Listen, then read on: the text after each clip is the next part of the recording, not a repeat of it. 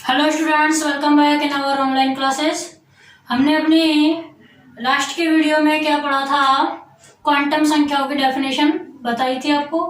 आज हम उनकी डेफिनेशन को लिखते हैं। देखिए, क्वांटम संख्या क्या होती है? क्वांटम संख्याएं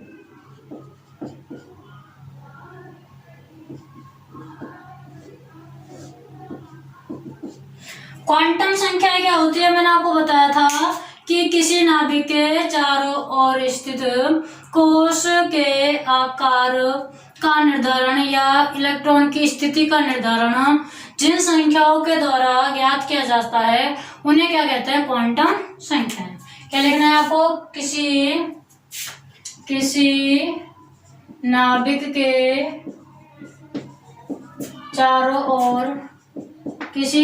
के चारों ओर स्थित इलेक्ट्रॉनों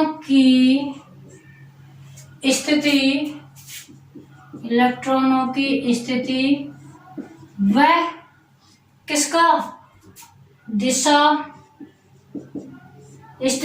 वह कोश के आकार का निर्धारण या चक्रण का निर्धारण करने के लिए जिन संख्याओं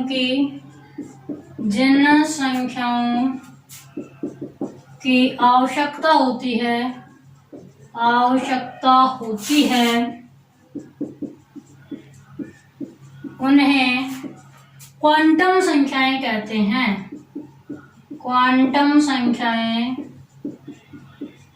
कहते हैं। क्या कहते हैं इनको? क्वांटम संख्याएं। ये 4 प्रकार की होती हैं। क्या 4 प्रकार की होती हैं? प्रकार ध्यान रखने हैं मेन। फर्स्ट है मुख्य क्वांटम संख्या।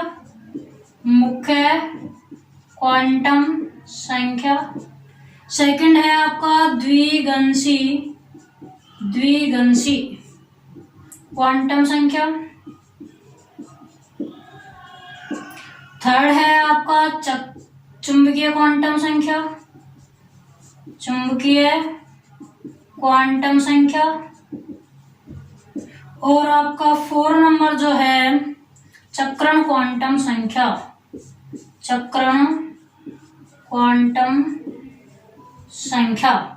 मुख्य क्वांटम संख्या को हम n से रिप्रेजेंट करते हैं, द्विगंशी को l से, चुंबकीय क्वांटम संख्या को करते हैं m से और चक्रण क्वांटम संख्या को करते हैं s से। n, l, m और s से हम इनको रिप्रेजेंट करते हैं। अब देखिए, सबसे पहली हेडिंग आपको डालनी है मुख्य क्वांटम संख्या। अब हमें इन चारों क्वांटम संख्याओं के डिटेल में पढ़ना है कि इनके द्वारा हम किसी इलेक्ट्रॉन की स्थिति, दिशा या कोश का निर्धारण कैसे करेंगे। तो सबसे पहले हेडिंग आपको क्या डालनी है? मुख्य क्वांटम संख्या डालो। देखिए, फर्स्ट है आपकी कौन सी? मुख्य क्वांटम संख्या। मुख्य क्वांटम संख्याओं की खोज की थी नील्स बोर ने। किसने? नील्स बोर ने। और उसने मुख्य क्वांटम संख्या को क्या बताया था कि यह क्वांटम संख्या नाभिक के चारों ओर किसी कोश का निर्धारण करती है। नील्स बोर ने बताया था ना कि नाभिक के चारों ओर इलेक्ट्रॉन निश्चित वृत्ताकार कक्षाओं में चक्कर लगाते हैं जिन्हें कोश कहते हैं। और फिर नील्स बोर ने बताया था इन कोशों का निर्धारण जिन संख्याओं के द्वारा किया जाता है वो संख्याएं मुख्य क्वांटम संख्या कहलाती हैं। ठीक है ना? यानी कि मुख्य क्वांटम संख्या का जो काम है वो क्या है? कोश का निर्धारण। तो देखिए कैसे करेंगे कोश का निर्धारण। एक तरफ तो क्या लिखा जाता है? कोशों के नाम या कोश। ठीक है ना? उसके हर कोश के लिए जो मुख्य क्वांटम संख्या होगी वो फिक्स होगी, मुख्य क्वांटम संख्या n। ठीक है? फिर हम लिखेंगे उपकोश में स्थित, उपकोश या कोश में स्थित कक्षकों की संख्या। फॉर्मूला होता है n स्क्वायर, और फिर लिखेंगे कक्षक में अधिकतम इलेक्ट्रॉन,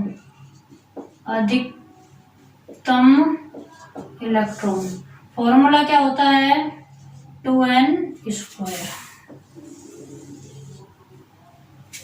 आपको क्या क्या लिखना है, कोस लिखने हैं। कोस नील्स बोर में 4 लिखवाए थे, KLMN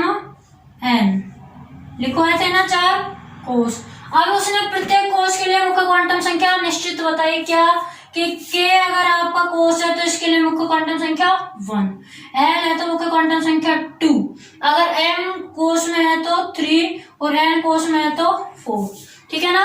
अगर K कोस में इलेक्ट्रॉन है तो उसको हम मुख्य क्वांटम संख्या 1 के द्वारा दर्शाएंगे। L में है तो 2, M कोस में है तो 3, और अगर किस में है N में है तो 4। उपकोष में स्थित कक्षकों की संख्या। अब हमें बताना है कि इसके कोष में कितने कक्षक हैं। अगर कक्षकों की संख्या बतानी हो तो फॉर्मूला होता है n स्क्वायर। n का मान ये है, n का स्क्वायर 1 का स्क्वायर 1, 2 का स्क्वायर 4, 3 का स्क्वायर 9, 4 का स्क्वायर 16। यानी कि K कोष में अगर मैं कक्षकों की संख्या पूछूं तो K कोष में कक्षकों की संख्या 1। K कोष में अगर मैं अधिकतम इलेक्ट्रॉनों की संख्या पूछूं तो अधिकतम इलेक्ट्रॉन 2 इंटू n स्क्वायर का मान ये निकाल रखा है। K कोष में अधिकतम इलेक्ट्रॉन पूछूं तो कितने भरे जाएंगे, अधिकतम इलेक्ट्रॉन 2। अब बात करते हैं L की। L कोष में मुख्य क्वांटम संख्या का मान क्या होता है 2। L कोष में कितने कक्षक होते हैं तो देखो 2 का वर्ग 4। L कोष में अधिकतम इलेक्ट्रॉन कितने होंगे तो 2 से मल्टीप्लाई करना है किसको, n स्क्वायर की वैल्यू को, यानी कि L कोष में अधिकतम इलेक्ट्रॉन कितने हो सकते हैं 8, ठीक है। फिर हम बात करते हैं M की। तो M में कक्षक तो कितने होंगे 9, और अधिकतम इलेक्ट्रॉन कितने होंगे 2 इंटू 9 18, ठीक है। फिर बात करें n की, तो n के लिए मुख्य क्वांटम संख्या 4 होती है और n के लिए कक्षकों की संख्या 16। और बात करें अधिकतम इलेक्ट्रॉन तो 2 इंटू 16 यानी कि 32। तो अधिकतम इलेक्ट्रॉन जो भरे जा सकते हैं K L M N में वो होते हैं K में 2, फिर 8, फिर 18, फिर 32। 2 8 18 32। ये आपकी क्या है मुख्य क्वांटम संख्या। नेक्स्ट हम कौन सी पढ़ेंगे, द्विगंशी क्वांटम संख्या। मुख्य में आपको क्या ध्यान रखना है, कोष का आकार निर्धारण करेगी, ठीक है। और क्या है, K के लिए मुख्य क्वांटम संख्या 1, L के लिए 2, M के लिए 3, N के लिए 4। कक्षकों की संख्या का फॉर्मूला n स्क्वायर यानी कि मुख्य क्वांटम संख्या का वर्ग। कक्षक में अधिकतम इलेक्ट्रॉनों का फॉर्मूला 2 इंटू n स्क्वायर यानी कि 2 इंटू मुख्य क्वांटम संख्या का वर्ग। क्लियर है। नेक्स्ट आपकी सेकंड है द्विगंशी क्वांटम संख्या। अब आपको सेकंड क्या लिखनी है, द्विगंशी क्वांटम संख्या।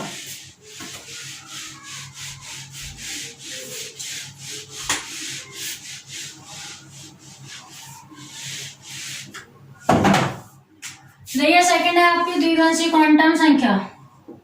द्विगंशी क्वांटम संख्या किससे प्रदर्शित करते हैं, L से। देखिए द्विगंशी क्वांटम संख्या में क्या लिखना है, खोज किसने की थी इसकी, सोमरफेल्ड ने।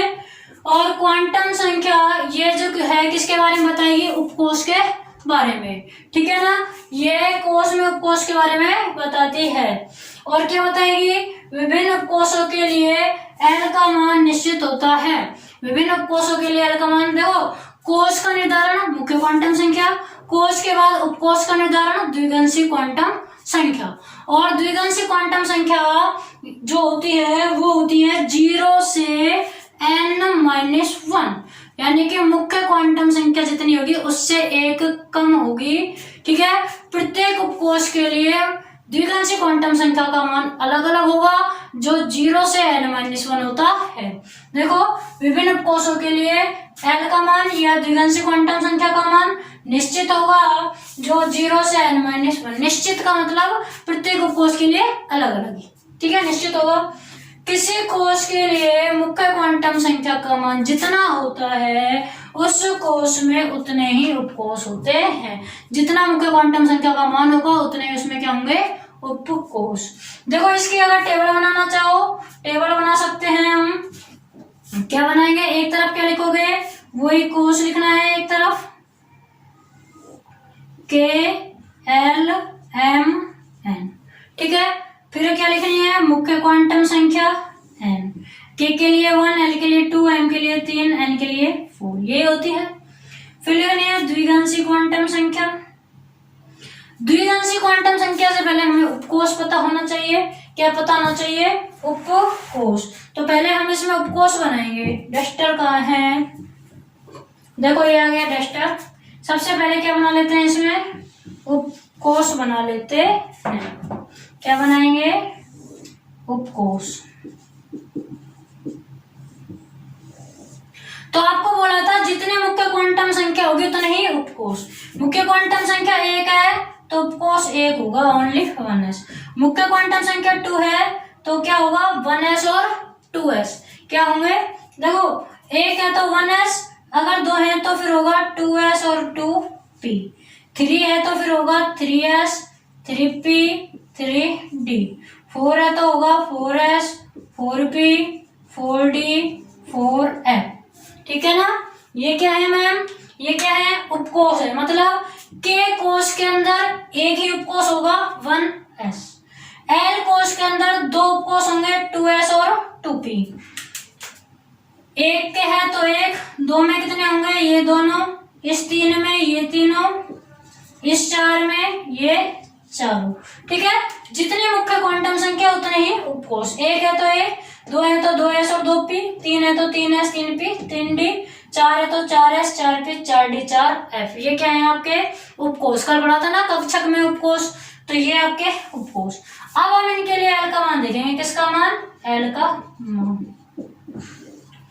तो l का मान मैंने बताया था 0 से n-1 होता है। मुख्य क्वांटम संख्या का 1 कम होता है। तो इसके लिए देखो 1s के लिए 0 से 1-1 यानी कि 0 ही आ रहा है। 2s के लिए क्या होगा, 0 भी होगा और 1 भी होगा। क्यों, क्योंकि 0 से स्टार्ट करते हैं और n-1 यानी कि 2-1 तक, तो 0 से 1 तक इसका मान होगा। क्या होगा, 0 से 1। या ऐसे लो, देखो ऐसे लो, पहले के लिए 0, फिर इस p के लिए 1, दोनों ही तो टुके हैं। s के लिए कितना होता है 0, p के लिए 1। ऐसे इसमें आपको लिखना है, क्या होगा 0, 1, 2, 3। s के लिए 0, p के लिए 1, d के लिए 3। इसमें क्या होगा 0, 1, 2, 3, 4। s के लिए 0, p के लिए 1, d के लिए 2, f के लिए 3। हमेशा ध्यान रखना है, जैसे k के लिए मुख्य क्वांटम संख्या 1, l के लिए मुख्य क्वांटम संख्या 2, m के लिए n का मान 3 और n यानी कि जो आपका चौथा कोष है उसके लिए मुख्य क्वांटम संख्या कितनी होती है, 4। मुख्य क्वांटम संख्या कोष के एलिमेंट पर बताइए 1, 2, 3, 4। द्विघांसी क्वांटम संख्या उपकोष पर बताएंगे कौन कौन से उपकोष, s, p, d, f। s है तो 0, p है तो 1, d है तो 2 और अगर f है तो 3। यहाँ 0 से चलेंगे, मुख्य क्वांटम संख्या में 1 से, यहाँ 0 से। कोई प्रॉब्लम, 1s है तो 0, 2s है तो 0, 2p है तो 1। p आया 1 लगाओ, s आया 0, d आया तो 2 और f आया तो 3 लगाना है। ये आपकी क्या हो गई, द्विघांसी क्वांटम संख्या। और नेक्स्ट आपको डालनी है कौन सी, द्विघांसी क्वांटम संख्या के बाद आपको तीसरी जो आएगी वो है चुंबकीय क्वांटम संख्या। कौन सी है, चुंबकीय क्वांटम संख्या। डालिए चुंबकीय क्वांटम संख्या।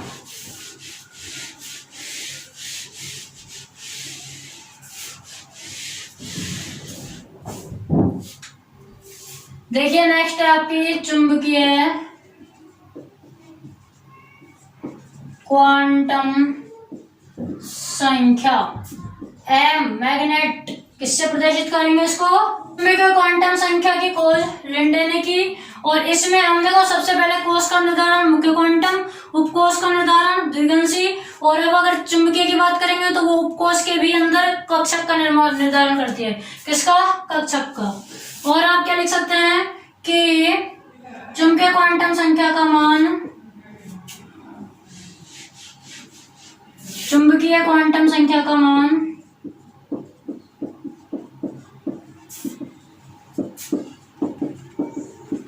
-L से +L होता है। क्या होगा? -L से +L होता है या -L से +L तक होता है। कैसे? देखो यहाँ पढ़ते हैं, हमने लिखा उपकोष। क्या लिखा? उपकोष। उपकोष के अंदर कक्षकों का निर्धारण करती है ये। तो उपकोष के लिए सबसे पहले हमने द्विगंशी क्वांटम संख्या लिखेंगे। उपकोष के लिए क्या लिखेंगे? द्विगंशी क्वांटम संख्या। फिर हम लिखेंगे आपकी चुंबकीय क्वांटम संख्या m।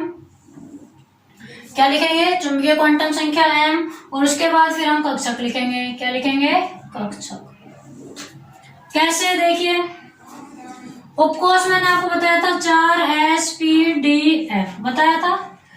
s के लिए l का मान 0, p के लिए 1 2 3 अभी बताया था जस्ट।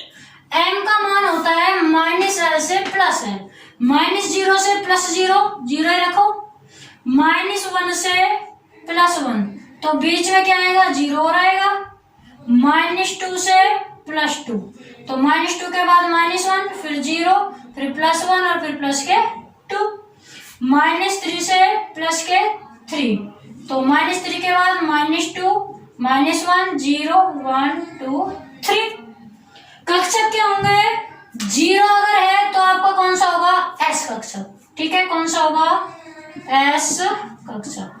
इसमें px py pz, कौन सा? px py pz बताया था ना। p उपकोष में 3 कक्षक होते हैं, हो गए px py pz। आ गया ना यहाँ क्लियर? d में कितने बताए थे? 5 बताए थे। कौन कौन से? देखो dxy, dyz, dzx, dx² - y², dz²। बताया था ना 5। ये देखो 1 2 3 4 5 हो गए 5। ठीक है, फिर यहाँ कितने हैं? 1 2 3 4 5 6 7।